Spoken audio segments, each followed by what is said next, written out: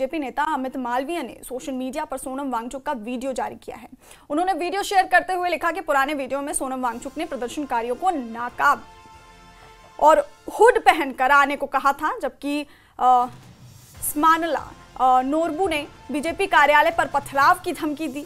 उन्होंने लिखा कि आज हिंसा भड़कने पर युवा नेता स्टैंजन चोसफेल, जिग्मेट पलजोर और पद्मा स्टैंजन कहीं नजर नहीं आए। उन्होंने सोनम वांगचुक पर सवाल उठाते हुए कहा कि इस स्थिति में युवाओं की मौत की जिम्मेदारी किसकी है। सोनम वांगचुक, स्मानला नोरबू और अन्य नेताओं को अपने कार्यों और चुप्पी का जवाब देना होगा। जब नेता उकसाते हैं और बाद में पीछे हट जाते हैं तो इसका खामियाजा आम जनता को भुगतना पड़ता है।